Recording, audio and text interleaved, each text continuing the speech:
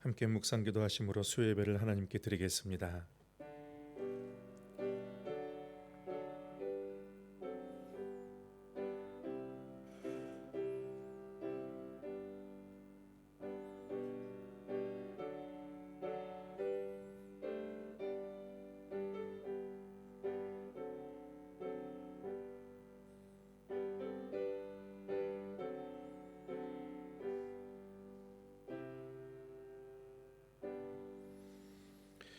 하나님 아버지, 갚을 수 없는 주의 사랑을 입고 또 주님을 사랑하는 주의 백성들이 이 자리에 모여 하나님을 예배하기 원합니다.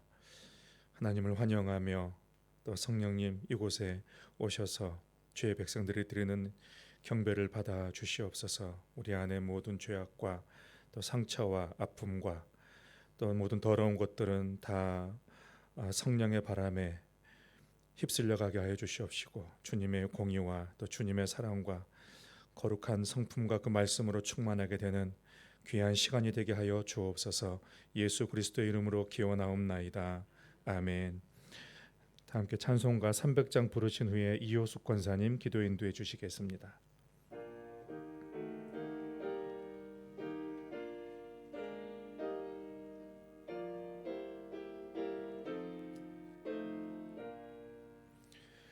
내 맘이 낙심되며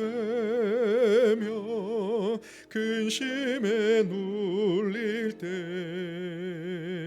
주께서 내게 오사 위로해 주시네. 가는 길 캄캄하고 괴로움 많으나 주께서 함께하며 내 짐을 지시네. 그 은혜가 내게 족하네. 그 은혜가 족하네.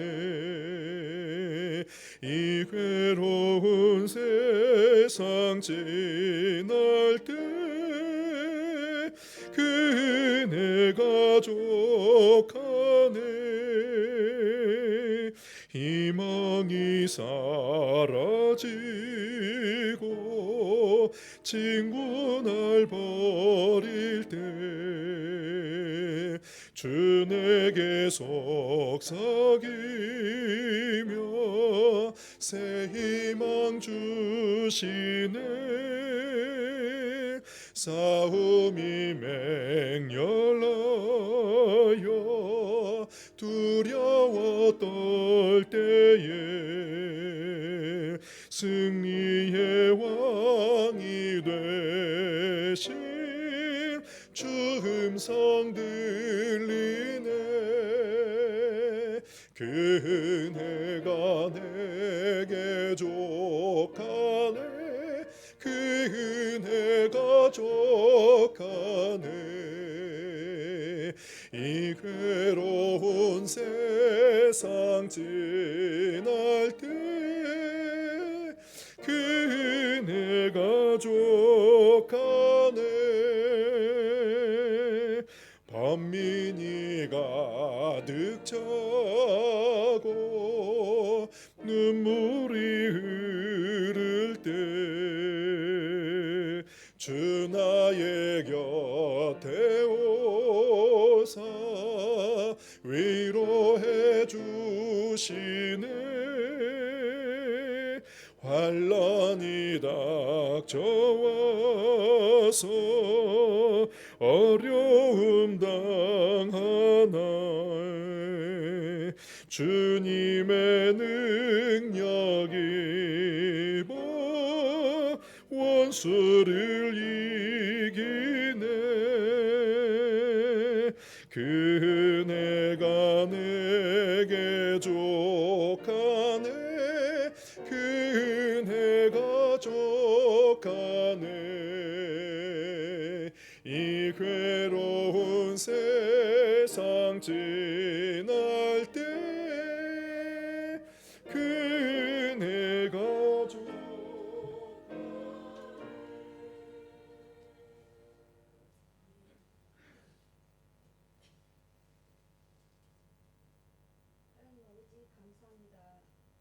수많은 이유와 변명을 내려놓게 하시고 수요 예배 자리로 인도케 하시니 감사합니다. 3일 동안 알고 모르고 지은 죄 또한 갖고 왔습니다. 거룩하지 못했습니다. 몸짓 눈짓 하나에 사랑하는 형제 자매에게 상처를 주었습니다. 용서하여 주옵소서. 아파하는 심령 위에 주님 만져 주옵소서. 십자가의 보혈로 덮어 주옵소서. 우리에게 최고의 사랑의 영을 허락하시어 십자가만을 의지하게 하옵소서. 하나님 아버지, 홍콩 동신교회를 이끌어 주시니 감사합니다. 올 한 해에는 예배 초소마다 말씀과 기도 찬양의 축제 예배가 되게 하시며 우리 성도들이 그렇게 살아낼 때 축복하는 삶으로 이어지도록 인도하여 주옵소서. 이성훈 목사님을 담임으로 세우셨음에 지혜와 지식의 영을 갑절로 허락하여 주셔서 영육의 강건함 또한 허락하여 주옵소서. 주의 영으로 가득 채워 주옵소서. 홍콩 동신교회가 이끌어가고 따라갈 때 순종하며 하나님이 기뻐하시는 방향으로 나아가는 멋진 공동체 되기를 기도합니다. 하나님 아버지, 세상이 어지럽고 사랑하는 조국이 어렵다 하지만 역사를 주관하시는 하나님께서 가장 선하시게 이끄심을 바라봅니다. 그저 하나님을 의지합니다. 세계 곳곳에 흩어져 있는 선교사님들 지금 이 순간에도 눈동자같이 지켜주심을 믿습니다. 수많은 영혼이 주님께로 돌아옴을 또한 믿고 감사드립니다. 하나님 아버지, 한우들이 많습니다. 육체의 아픔으로 마음마저 병들지 않게 하시고 더욱더 굳건히 주님만을 붙잡게 하시어 약할 때 강함 허락하여 주옵소서. 하나님 아버지, 각 기관마다 부흥하게 하옵소서. 영적 부흥이 일어나게 하시며 다음 세대가 하나님의 말씀을 묵상하게 하시며 가정에서 말씀을 들려주게 하여 하나님으로 말미암아 승리케 하옵소서. 하나님 아버지, 한두 사람이 이 성전에서 또는 각 처소에서 기도할 때 기도의 하모니가 하늘의 심포니로 울려 펴져 흠량하게 받아 주옵소서. 하나님, 이 시간 수요 예배를 기뻐 받아 주옵소서. 성령님께서 가득 운행하시어 우리 모두가 하나 되게 하옵시고 말씀 듣고 행하여 주님이 기뻐하시는 삶으로 이끌어 주옵소서. 주님 영광 받아 주옵소서. 사랑합니다. 예수님 이름으로 기도드립니다. 아멘.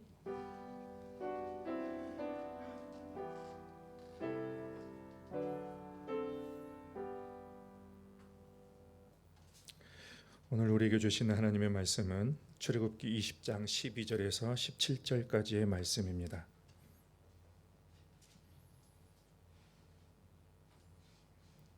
제가 가진 성경 구약 112면입니다. 출애굽기 20장 12절에서 17절까지의 말씀을 합독하시겠습니다. 내 부모를 공경하라. 그리하면 내 하나님 여호와가 내게 준 땅에서 내 생명이 길리라. 살인하지 말라. 간음하지 말라. 도둑질하지 말라. 내 이웃에 대하여 거짓 증거하지 말라. 내 이웃의 집을 탐내지 말라. 내 이웃의 아내나 그의 남종이나 그의 여종이나 그의 소나 그의 낙이나 무릇 내 이웃의 소유를 탐내지 말라. 아멘. 하나님은 시내산에서 이스라엘 백성들과 언약을 맺으셨습니다. 그래 지난주 수요일에는 하나님이 이스라엘 백성들에게 주신 그 십계명을 가지고 언약 백성이 지켜야 될 삶의 원리에 관해서 함께 말씀을 나누었습니다. 하나님이 당신의 백성에게 삶의 원리를 제시해 주셨습니다. 그 삶의 원칙과 규칙을 주신 이유는 당신의 백성들을 억압하고 또 정신적으로 괴롭게 하기 위한 것이 아니고 이 땅에 살고 있는 사람들은 하나님이 만드신 피조물로서 하나님이 정해주신 그 법에 따라 살 때에 진정한 복과 행복을 누릴 수 있다는 그러한 의도가 있기 때문입니다. 신명기 10장 13절 말씀에 보면 내가 오늘 내 행복을 위하여 내게 명하는 여호와의 명령과 규례를 지킬 것이 아니냐라고 말씀하셨어요. 그러니까 하나님의 명령은 우리의 행복을 위해서 주신 것입니다. 행복의 열쇠가 어디에 있는가? 행복의 열쇠는 하나님께서 우리를 사랑해서 주신 그 말씀과 계명을 묵상하고 또 그 가운데 기록된 대로 지키는 데 행복의 열쇠가 있다라는 것입니다. 그러니 우리는 행복을 다른 곳에서 찾는 것보다도 하나님의 말씀에서 찾아야 됩니다. 그리고 그 말씀대로 지키면 행복은 주어지게 되는 것이죠. 지난주에는 하나님의 언약 백성의 삶의 원리 중에 첫 번째로 1계명부터 4계명까지 말씀을 나누었습니다. 모든 계명들이 다 주옥 같은 계명이지만 그 계명들을 지킬 수 있게 하는 그 원동력이 첫 번째 계명이 있다고 말씀을 드렸습니다. 나 외에 너는 나 외에는 다른 신들을 내게 두지 말지니라라고 했습니다. 그러니까 이 말의 의미는 인생의 모든 동기와 목적이 하나님을 사랑하는 것이 되어야 한다라는 것이죠. 내 개인의 일과 또 사람을 만나는 것과 또 가정생활과 또 사회생활 모든 것이 하나님을 사랑하고 하나님을 영화롭게 하는 것의 목적에서 벗어나게 되면 그 외의 것들은 다 우상 숭배로 치우칠 수가 있습니다. 그리고 이제 2계명에서 4계명까지는 하나님을 사랑하는 방법에 관해서 말씀을 나누었습니다. 우상을 만들지 말라라는 것입니다. 그러니까 이 땅에는 아무리 아름다운 피조물도 또 우리가 생각으로 만들어낸 그러나 하나님도 무한하고 초월하신 그 하나님을 다 담아낼 수가 없으니 우리가 많은 그런 피조물과 우리의 생각으로 하나님을 제한하지 말고 하나님이 성경에서 우리에게 계시해 주신 대로 하나님을 섬기고 믿을 것, 그것을 말씀을 드렸습니다. 그리고 여호와의 이름을 망령되이 일컫지 말라라고 했는데 그 하나님의 이름에 대해서 함부로 부르지 말고 필요할 때는 하나님의 이름을 적극적으로 부르라. 누구든지 주의 이름을 부르는 자는 구원을 얻으리라. 그러니까 선한 의도와 선한 목적을 가지고 하나님을 부르면 그것이 유익이 됩니다. 우리에게 구원을 주게 되고 하나님이 그것을 통해서 영광을 받으시게 되는 것이죠. 그리고 지난주에 마지막으로 봤던 4계명은 안식일을 기억하여 거룩히 지키라.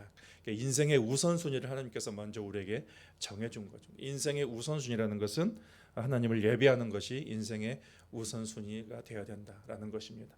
우리가 하나님을 예배할 때 하나님은 거룩한 주일에 우리에게 안식을 주시고 쉼을 주실 뿐만 아니라 또 그 안식일은 사람의 구원을 위해서 주시는 날이에요.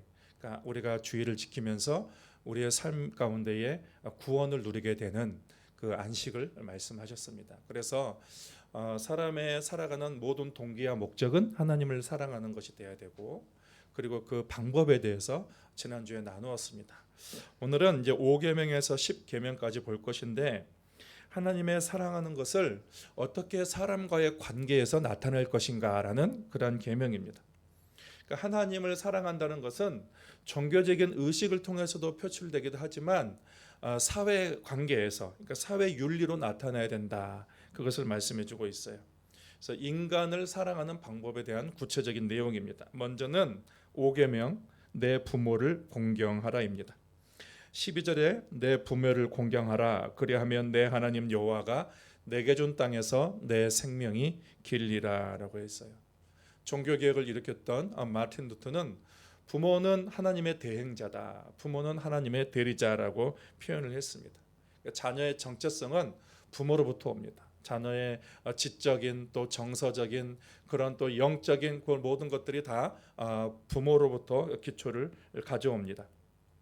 육체적인 체질과 건강의 바탕도 다 부모로부터 오게 되는 것입니다. 그러니까 자녀는 부모에게로부터 낳고 또 부모에게서 양육을 받는 것입니다.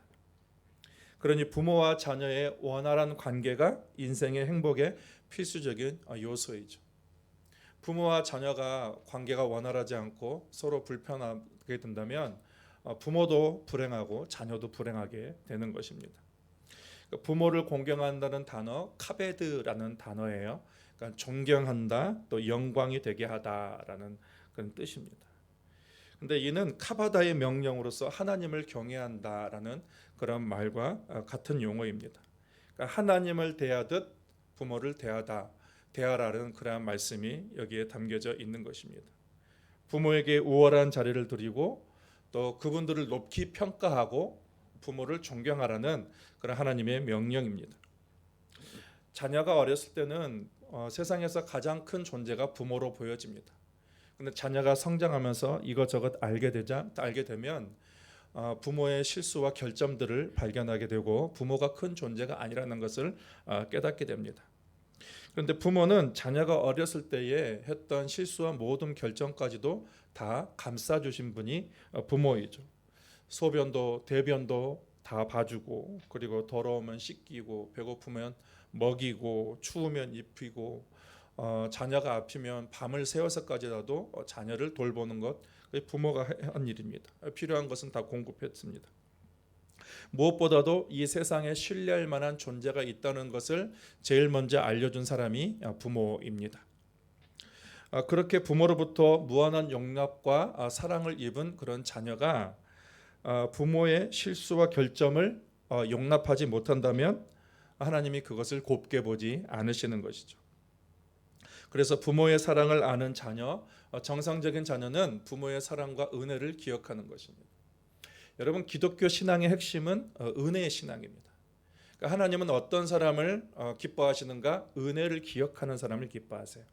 은혜를 아는 사람을 하나님은 기뻐하십니다.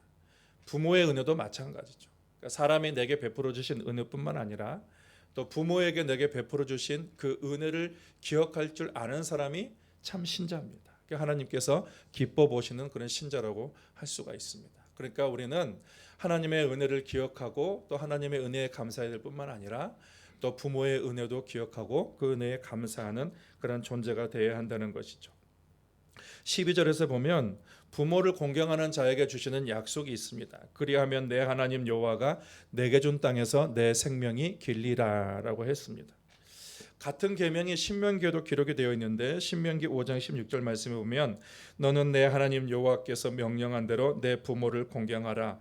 그리하면 내 하나님 여호와가 내게 준 땅에서 내 생명이 길고 복을 누리리라. 부모 만남의 그 부모와 자식 간의 만남은 하나님께서 정해 주신 것입니다. 하나님이 정하신 생명 전달의 그 은총입니다. 그러니까 부모에게는 자녀를 부양하고 그리고 자녀를 잘 돌봐야 되는 사명이 있는 것처럼 자녀도 부모를 잘 공경하고 또 부모에게 순종해야 될 그런 사명이 똑같이 하나님께서 우리에게 주신 것이고, 그리고 그 사명을 잘 감당하는 자에게 하나님께서 장수의 복을 주시겠다라고 우리에게 약속을 주셨습니다. 또 부모를 공경하는 자에게 복을 누리게 하겠다라고 하셨습니다. 여러분, 복은 사람이 얻을 수 없는 것입니다. 우리가 복을 많이 있기를 바랍니다라고 하는 것은 누군가 복을 주는 대상이 있기 때문에 우리가 복을 비게 되는 것이죠. 그러니까 복은 하나님이 주시는 것입니다. 그런데 하나님이 복을 주셔도 복을 누리지 못하는 그러한 사람들이 있습니다. 내가 마음껏 열심히 노력하고 수고를 해도 그 복을 다른 사람이 또 누리는 경우도 있고 그 사람이 누리지 못하는 그런 경우도 있습니다. 그런데 하나님은 부모를 잘 공경하고 효도하는 자에게 복을 누리게 하겠다, 그런 약속까지 주셨다는 것입니다. 그러니까 부모 공경이라는 것은 일반 세상에서도 일반 도덕에 그런 속하고 강조되는 것이면서 동시에 하나님의 명령인 것입니다. 그리고 그 계명을 지키는 자에게 장수와 복을 주시겠다, 하나님께서 그렇게 약속을 하셨습니다. 그러니까 이웃 사랑의 첫 번째 계명은 뭐냐? 가장 가까운 사람에게 잘하라라는 것입니다. 멀리 있는 사람에게 잘하려고 하지 말고 먼저 가장 가까운 사람에게 잘하지 못한 사람이 어떻게 남에 의해서 다른 사람에게 그렇게 드러나게 잘하는 것은 위선이 될 수도 있으니 하나님께서는 부모 공경을 통해서 가장 가까운 사람에게 먼저 하나님 사랑을 실천하라, 하나님 경외를 실천하라는 것을 우리에게 말씀하시는 것이죠. 두 번째는 살인하지 말라라고 했어요. 6계명 살인하지 말라라고 합니다. 13절에 보면 살인하지 말라. 그러니까 한 생명을 끊는 살인 행위를 금하고 계시는 것입니다. 그러니까 모든 생명은 하나님의 소유고 또 모든 사람은 하나님의 형상으로 만드셨습니다. 그러니까 생명을 함부로 해쳐서는 안 된다라는 것. 그러니까 생명을 해치는 일은 하나님에 대한 도전이에요. 그러니까 하나님의 생명의 주권을 가지고 있는 그런 하나님에 대한 도전, 그것이 그 생명을 해치는 일입니다. 그러니까 하나님은 살인을 금하셨어요. 그리고 다른 사람에 대해서 비난하거나 욕하는 것도 간접적인 살인이 될 수도 있습니다. 그리고 타인의 마음에 깊은 상처를 주는 것도 간접적인 살인이 될 수도 있고, 심지어는 내 자신에 대해서 스스로 깊은 우울감에 빠지거나 자신에 대해서 너무 부정적으로 생각하고 자신의 마음을 학대하는 것까지도 어떻게 보면 자기를 살인하는 그런 행위가 될 수도 있는 것입니다. 그래서 6계명은 인간의 가치가 얼마나 위대한 것인지를 일깨워주는 그런 하나님의 계명이라고 할 수가 있습니다. 우리는 다른 사람의 생명을 해치지 않을 뿐만 아니라 적극적으로 다른 사람의 생명을 살리는 일을 해야 될 것을 동시에 명령하는 그런 계명이라고 할 수가 있습니다. 어떤 것이 생명을 빼앗는 것일까요? 다른 사람의 생명을 죽이는 타살도 있습니다. 자살도 있습니다. 자신의 생명을 버리는 거죠. 생명의 주권이 하나님에게 있는 것을 망각하여 버리는 것입니다. 그것도 살인입니다. 내 생명이 내 것이 아니에요. 내 생명의 주권도 하나님에게 있는 것입니다. 태아를 살인한 태아 살해도 살인이고, 그리고 유해식품을 만들어서 유통하는 것도 간접적인 살인이 될 수가 있습니다. 그래서 우리가 이제 뉴스 같은데 보면은 어떤 음식물을 만들어서 이렇게 유해한 것들을 이렇게 넣는 것들이 많이 있는데, 이것도 개인뿐만 아니라 사회를 향한 공공의 살인이 될 수도 있습니다. 가정 폭력, 그리고 언어 폭력, 이런 것도 살인이 될 수가 있어요. 그래서 폭력은 가정 폭력은 특히 대를 이어서 발생하는 것을 보게 됩니다. 부모가 폭력을 행하면 그 자녀도 폭력을 행하는 경우가 많이 있습니다. 이것은 가정 폭력을 정당해서는 안 됩니다. 간혹 보면은 맞을 짓을 했으니까 때린다라고 얘기하는 그런 사람이 있는데, 그것은 살인 행위입니다.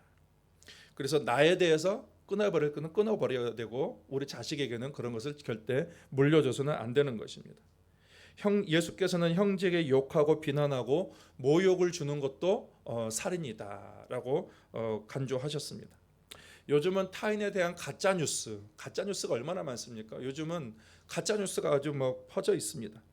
확인도 하지 않고 마구 퍼뜨리는 것도 간접적인 살인이, 그리고 불의한 악법을 만드는 입법자들, 그 입법자들도 타인의 생명을 직간접적으로 해롭게 하는 그런 살인이라는 것입니다. 그러니까 하나님은 우리가 서로를 죽이는 일을 그치고 서로를 살리는 일을 하기를 원하십니다. 세상은 상대를 제압하고 이김으로써 내가 살 수 있다라고 생각하지만, 교회는 상대를 오히려 돕고 상대를 살림으로써 상생해 나가는 그런 곳이 교회라고 할 수가 있습니다. 그래서 이 법은 소극적으로 타인의 생명을 해치지 말라라는 그런 의미도 있고, 적극적으로는 죽어가는 생명까지도 살려내라라는 그런 적극적인 의미도 있습니다. 7계명은 간음하지 말라라는 거예요. 간음하지 말라. 14절에 보면 간음하지 말라. 결혼은 인간을 위한 하나님의 놀라운 계획입니다.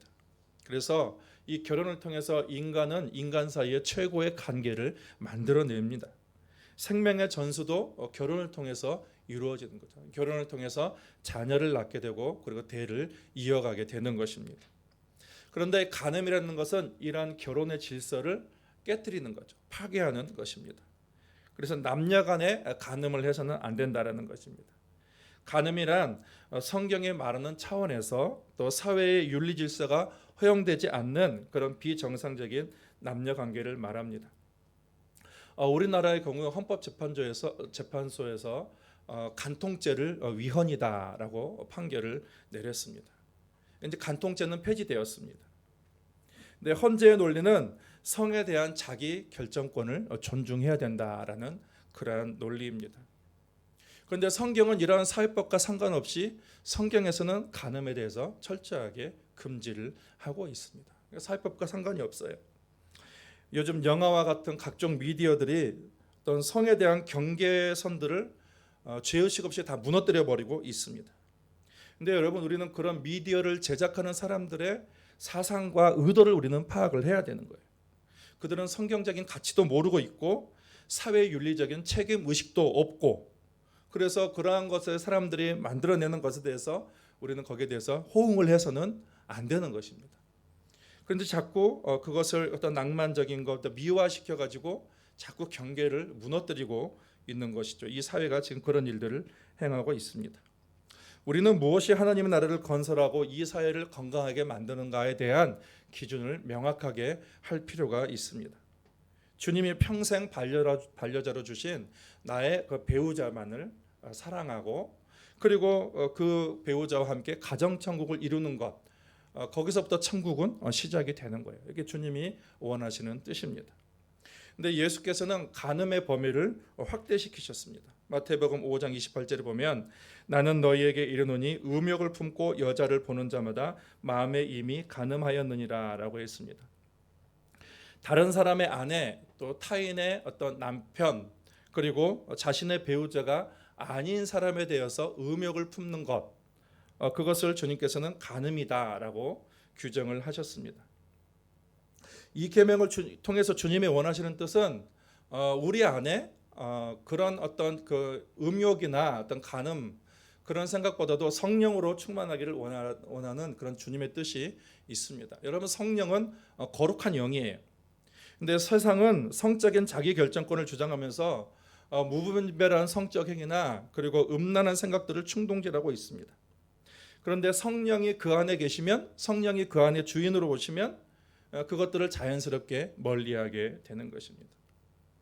어떤 사람이 오랫동안 신앙생활을 해도 자신 안에 있는 그런 음욕들, 음란한 생각들이 사라지지 않는 것에 대한 고민이 너무 깊었습니다. 너무 오랫동안 그것을 극복할 수가 없었습니다. 그러다가 성경을 보다가 하나를 깨달게 되었습니다. 마음이 청결한 자는 복이 있나니 저희가 하나님을 볼 것이요. 그 말씀이 자기 마음에 그렇게 딱 꽂히게 되었다는 것입니다. 내가 관심이 하나님에게 없었구나. 내 관심이 엉뚱한 것에 있었구나라고 그렇게 생각을 하고 이제부터는 내가 하나님께 더 관심을 둬야겠다라고 그렇게 생각을 했어요.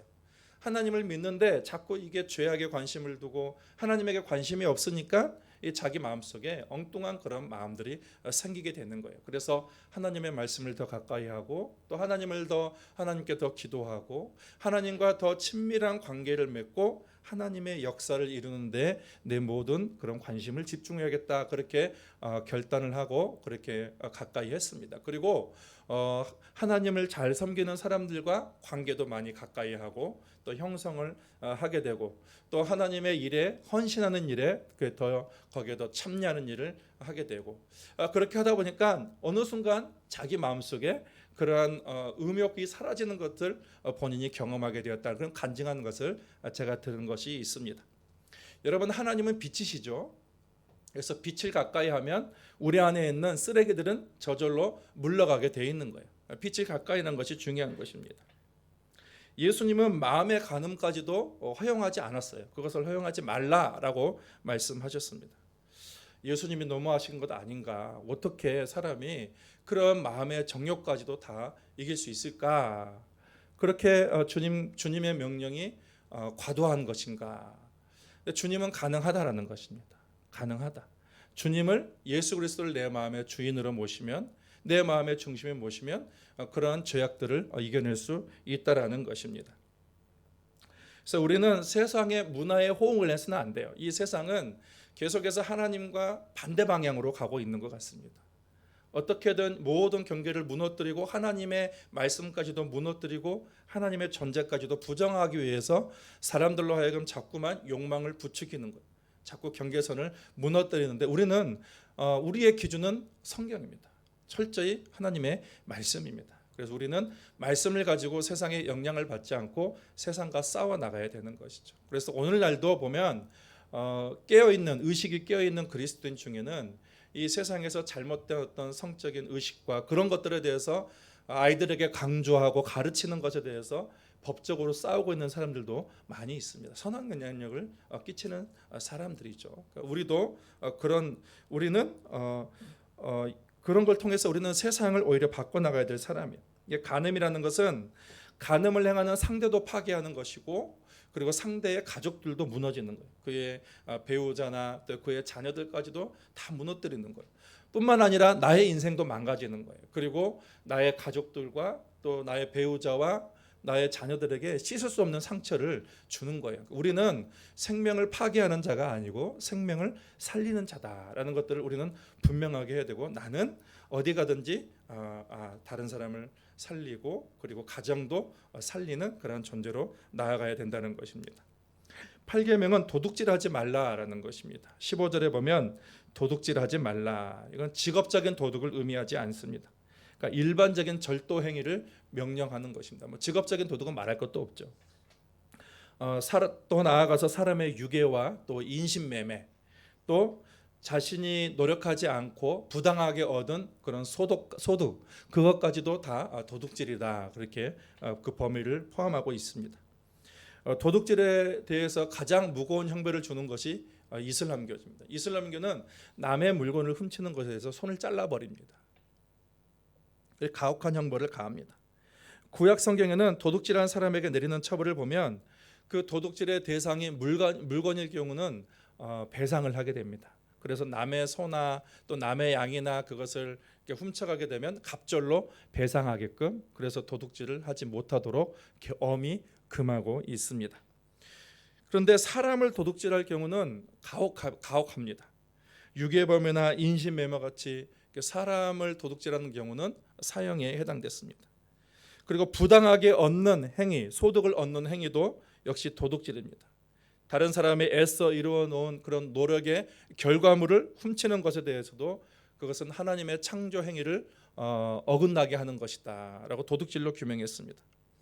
인간은 부지런히 일하면서 자신의 열매를 정당하게 얻는 것이 하나님의 뜻입니다. 그런데 자신은 노력하지 않은 것을, 상대의 노력한 것을 이렇게 부당하게 빼앗는 것, 그것도 하나님은 도둑질로 규명을 하고 있는 것입니다. 이게 창조 질서를 파괴하는 행위라는 것입니다. 부동산 투기, 고리대금, 부정행위, 매점매석, 불공정 거래, 이게 다 개인의 이기심을 채우기 위한 그런 욕심으로 8계명을 범하는 그런 죄가 되는 것입니다. 이것은 공동체를 무너뜨리고 타인을 궁지로 몰아넣는 그런 행위가 되는 것입니다. 성도는 타인을 생각할 뿐만 아니라 공동체를까지도 생각해야 되는 공동체적인 그런 영성까지 가져야 되는 거예요. 그래서 나의 이런 행위들이 타인에게 해가 되지 않을 뿐만 아니라 또 다른 공동체에도 해가 되지 않아야 된다는 것입니다. 이제 9계명에는 거짓말하지 말라예요. 16절에 보면 내 이웃에 대하여 거짓 증거하지 말라라는 것입니다. 이 말씀이 미치는 범위는 우리가 일반적으로 추정되는 것보다 훨씬 넓습니다. 이 죄악의 가장 악한 형태는 이웃에게 손해를 끼치기 위해서 거짓말을 하거나 악한 의도를 가지고 소문을 퍼뜨리는 그런 행위를 얘기합니다. 그러니까 어느 사람이 다른 사람에 대한 행한 어떤 손해의 형태도 이보다 더 비열할 수 없다라고 했습니다. 그러니까 우리도 조심해야 돼요. 어떤 사람에 대해서 악한 소문이 돈다면 먼저 그 소문에 대한 진위 여부를 그 사람에게 먼저 확인을 해야 되는 것입니다. 여러분, 말을 퍼뜨리는 사람은 늘 자신의 관점이에요. 말을 퍼뜨리는 사람은 자신의 관점과 자신의 입장이지 그 말하는 대상에 대한 입장과 관점에 대해서는 생각하지 않습니다. 그래서 자기가 보이는 대로, 자기가 판단하는 대로 그냥 말을 퍼뜨리는 그런 행위예요. 그리고 어떤 사람에 대해서 악한 말을 퍼뜨린다는 것은 그 사람에 대한 해를 끼치기 위한 악한 의도가 그 안에 숨겨져 있는 것입니다. 그러니 타인에게 위해를 주고 손해를 끼치기 위해서 말을 과장하게 할 수가 있는 거예요. 꾸밀 수도 있는 것입니다. 타인에 대해서 악한 소문을 들었을 때 먼저 그 소문에 대해서 진위 여부를 확인해 봐야 되는 것이죠. 그런데 진위 여부를 확인하지 않고 자신도 그 소문에 대해서 그대로 믿고 함부로 퍼뜨린다면 그것은 역시 거짓말하는 죄에 참여하게 되는 것입니다. 다른 사람에 대해서 확인되지 않은 정보, 그것을 함부로 누설해서는 안 됩니다. 그렇다면 여러분 반드시 회개해야 돼요. 왜냐하면 기도가 막혀요. 기도가 되지 않습니다. 누군가 타인에 대해서 소문을 퍼뜨리고 다닌다면 먼저 그 당사자에게 확인을 해야 되는 거예요. 확인할 수 없으면 내가 듣는 선에서 끊어내야 되는 거예요. 그리고 그렇게 말하는 사람에 대해서 호응해서는 안 됩니다. 그렇구나. 그래서 그 사람 편에 든다면서 호응해서도 안 되는 거예요. 하나님이 우리에게 언어를 주신 이유는 아름다운 말을 하기 위해서 언어를 주신 것입니다. 설사 어떤 사람에 대한 악한 말이 진실이다 할지라도 우리는 늘 고려해 봐야 돼요. 이것이 그 개인을 위해서 유익한 말인가? 아니면 이것이 공동체에 대해서 유익한 말인가? 이것을 우리가 생각하고 개인에 대해서도 공동체에 대해서도 그것이 유익이 안 된다면 그것은 그냥 더 이상 내 선에서 마무리가 되는 것이 좋습니다. 우리는 신중하게 판단하고 결정해야 되는 거예요. 여러분, 사람은 다른 사람에 대해서 100% 판단할 능력이 없습니다. 그 사람의 입장과 그 사람의 관점과 그 상황에 대해서 100% 이해할 능력이 없어요. 그 예수님께서 마태복음 12장에서 이렇게 말씀했습니다. 사람이 무슨 무익한 말을 하든지 심판날에 이에 대하여 신문을 받을 것이다 라고 경고를 하셨습니다. 우리는 형제 자매의 인격이나 명예를 존중해야 되는 거예요. 거짓된 말로 타인의 인격을 모독하거나 타인이 쌓아놓은 명예를 훼손해서는 안 됩니다. 자신의 말에 대해서 책임을 져야 되는 거예요. 무익한 말, 들어서 별 도움이 안 되는 말을 무분별하게 하고 다니는 그런 행위에 대해서 하나님께서는 그 책임을 물을 것이다, 이렇게 마태복음에서 말씀하셨습니다. 여러분, 우리는 창조적인 말을 해야 되는 거예요. 그리고 살리는 말을 해야 되는 것입니다. 특히 교회에서는 이게 교회의 덕이 되는가 안 되는가, 그것을 우리는 늘 살펴야 되는 거예요. 10계명에 보면 이제 마지막에 이웃의 것을 탐내지 말라라고 했습니다. 17절에 내 이웃의 집을 탐내지 말라. 내 이웃의 아내나 그의 남종이나 그의 여종이나 그의 소유나 그의 낙이나 무릇 내 이웃의 소유를 탐내지 말라. 이 탐심은 겉으로 드러나지 않습니다. 그 내면의 동기와 내면의 계획을 얘기하고 있습니다. 그래서 이 탐내다라는 말은 원하다, 갈망하다, 또 탐내다라는 것입니다. 여기서 보면 두 번이나 반복되고 있습니다. 내 이웃의 집을 탐내지 말라, 내 이웃의 소유를 탐내지 말라. 강조되고 있습니다. 그러니까 탐욕이라는 것은 끊임없이 우리 마음속에서 이렇게 솟아나오는 거예요. 계속 충동질이 되고 있는 것입니다. 그래서 거듭 강조하면서 탐욕을 조심하라, 탐심을 조심하라, 이렇게 경계를 주고 있는 것입니다. 탐심은 항상 우리 안에 숨어 있습니다. 행위로 드러나지 않더라도 늘 은밀하게 우리 마음속에 그 탐심이 숨어 있어요. 그리고 그 사람의 삶을 지배해 가고 있습니다. 하하가 선악과를 따먹은 이유도 탐심에서 비롯된 거예요. 선악과를 보자마자 보암직도 하고 먹음직도 하고 지혜롭게 할 만큼 탐스럽다라는 것입니다. 그래서 그 탐욕이 계기가 되어서 결국 하나님의 말씀을 어기게 된 것입니다. 제대로 걸린 것입니다. 성경은 보면 탐심으로 자기 인생을 망친 사람이 되게 많아요. 그러니까 하와는 탐심으로 죄를 범했고, 또 아가는 탐심으로 또 그 전리품 중에 일부를 숨기게 되었고 공동체에 큰 해를 끼치게 되었고, 또 다윗도 자신의 종의 아내를 탐하게 되면서 다윗도 어마어마한 그런 범죄를 저지르게 되었고, 또 가룟 유다도 예수님을 30에 팔게 되기도 하였습니다. 탐심의 결과는 어떤가? 자신이 원하는 것을 얻지 못하게 되는 거예요. 탐심의 결과는 오히려 그것을 누리지 못하게 되는 것, 그리고 자신의 인생도 훼손되게 되는 거죠. 탐심이라는 것은 하나님의 허락하신 범위를 넘어서는 안 된다, 그런 욕심을 갖지 말라는 것입니다.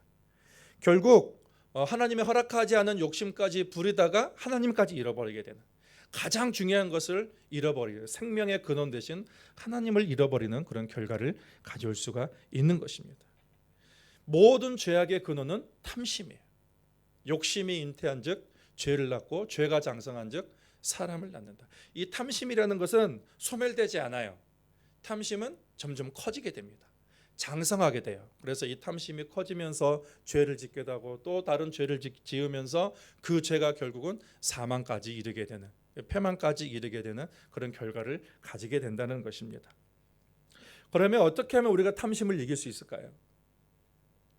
우리가 탐심을 이기기 위해서는 자족하는 것이 필요합니다. 나는 여호와로 인하여 즐거워하며 구원의 하나님으로 인하여 기뻐하리로다. 그리고 소유로 만족하지 말고 존재로 만족하는 거예요. 내가 얼만큼 가지고 있고 다른 사람에게 가지고 있는 것을 보는 순간, 비교하는 순간 이제 또 우리는 불만이 생기게 되고 또 탐심이 생기게 되는 것입니다. 우리는 어떤 소유로, 내가 가지고 있는 소유로 만족하는 것이 아니라 내가 하나님의 자녀다, 나의 존재로 만족할 수 있는 그런 사람이 되어야 되는 것입니다. 주님은 의에 줄이고 목마른 자는 복이 있나니 천국이 저희 것입니다. 어떤 사람이 천국을 사는가? 많이 소유한 사람이 천국을 사는 것이 아니라 의에 줄이고, 이 의라는 것은 하나님이죠. 하나님과 그분의 뜻이죠. 그 의에 줄이고 목마른 자는 복이 있나니 그 사람이 천국을 살 것이다 라는 거예요. 여러분, 백날 소유를 가지고 있는 사람은 만족하는 것 같습니까? 레벨이 높은 사람은 또 레벨이 높은 사람만의 어떤 삶을 살아야 되기 때문에 그걸로 만족하지 못해요. 또 더 막 상위 레벨로 가게 되면 그 상위 레벨에 맞는 사람들의 어떤 삶의 어떤 그 패턴을 따라야 되고, 그 문화를 따라야 하기 때문에 더 이게 늘 피곤합니다. 그러니까 우리는 어떤 소유를 가지고 만족을 누리려고 하는 것이 아니라 오늘 하나님께서 내게 주신 것에 자족할 줄 알고, 그리고 나의 존재, 나의 어떤 존재됨을 통해서, 하나님의 자녀됨을 통해서 만족하고 자족할 수 있는 마음이 생길 때에 모든 탐심을 물리칠 수 있게 되는 거예요. 오늘 찬양할 때 그 은혜가 내게 족하네, 그 은혜가 내게 족하네, 이렇게 하나님께서 나를 사랑하시는, 그리고 내가 하나님과 함께하는 그것을 족하게 될 때에 우리는 죄악을 이길 수 있게 되는 것입니다. 여러분, 그 마지막 계명은 1계명과 연결돼 있어요. 마지막 계명은. 그래서 우리가 어떻게 죄를 이길 수 있는가, 우리가 어떻게 탐심을 이길 수 있는가, 내 인생의 모든 목적이 하나님을 사랑하는 것이 될 때에, 그렇죠? 하나님을 영화롭게 하는 것이 될 때에 탐심도 이겨낼 수 있는 거예요. 그래서 결국 1계명과 3계명은 10계명은 서로 이렇게 연결돼 있는 것입니다. 그래서 탐심을 이길 수 있는 유일한 길은 주님으로 만족할 수 있는 것이죠. 그리고 우리의 목적, 먹든지 마시든지 무엇을 하든지 다 하나님의 영광을 위하여서 하라, 이러한 목적을 가지고 분명히 하고 살 때에 우리는 모든 죄를 이길 수 있는 것입니다. 계명의 첫 번째, 이제 모든 것을 마치게 됐는데, 계명의 첫 번째, 첫 단추는 하나님 사랑이에요. 하나님을 사랑하는 거예요. 여러분, 제가 다시 한번 묻겠습니다. 여러분, 하나님 사랑하십니까? 마음과 뜻과 목숨까지 다하여 하나님 사랑하십니까? 예, 그러면 됩니다. 하나님 사랑하는 그런 목적으로 우리가 살면 됩니다. 그리고 어떻게 그러면 어떻게 하나님을 사랑하는가? 보이지 않는 하나님을 어떻게 사랑하는가? 보이는 부모님과 눈에 보이는 이웃을 사랑하는 것이 하나님 사랑하는 방법이 되는 것입니다. 그래서 하나님은 이웃을 사랑하는 것을 하나님 사랑하는 것으로 보시겠다, 그렇게 우리에게 말씀을 하셨습니다. 10계명은 하나님으로부터 시작해서 이웃으로 마무리됩니다. 우리는 하나님과 이웃 사이에 거하는 존재예요. 우리는 우리에게 하나님께서 우리에게 주시는 행복의 비결은 무엇인가? 하나님을 마음을 다해 사랑하고, 그리고 이웃을 내 자신과 같이 사랑하라. 그러면 진짜 행복을 누릴 것이다라는 것입니다. 여러분, 우울증 걸린 사람들 보면은, 우울증 걸리고 정신질환 걸린 사람들 보면은 그 사람들을 이렇게 아프리카나 또 다른 사람을 돕는 그런 곳에 보내게 되면 어떻게 되는 줄 아십니까? 다 치료가 돼 버려요. 다 치료가 돼요. 다른 사람을 위해서 봉사하고 남을 위해서 사랑하고 그러면 그 정신질환과 마음의 질환들이 치유되는 것을 보게 됩니다. 행복의 비결이 어디 있는가? 행복의 비결은 사랑하는 것에 있다라는 것입니다. 적극적으로 사랑하는 것에 있다라는 것입니다. 여러분, 하나님이 주신 언약 백성의 삶의 원리, 하나님 사랑하시고 또 우리 가장 가까운 가족들, 또 교우들, 또 이웃들을 사랑하심으로 참된 행복을 누리는 우리 모두가 되기를 바랍니다.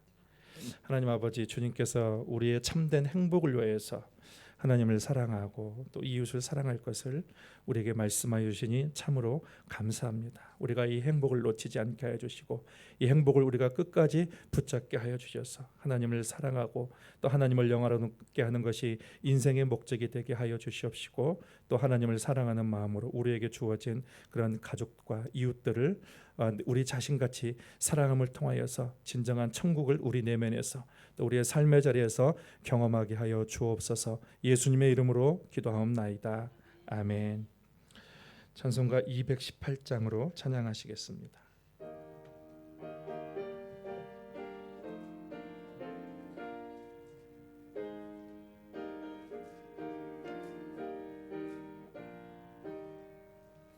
내 마음과 정성을 다하여서 주 너의 하나님을 사랑하라. 내 몸을 아끼고 사랑하듯 형제와 이웃을 사랑하라. 주께서 우리에게 명하시니 그 명령 따라서 살아가리. 널 미워 해치는 원수라도 언제나 너 그렇게 사랑하라. 널 핍박하는 자 위에서도 신실한 마음으로 복을 빌라. 주께서 우리에게 명하시니 그 명령 따라서 살아가리. 나 항상 주님을 멀리하고 형제를 사랑하지 못하였다. 이러한 죄인을 사랑하사 주께서 몸버려 죽으셨다. 속죄의 큰 사랑 받으니 뭐 내 생명 다 바쳐 충성하리.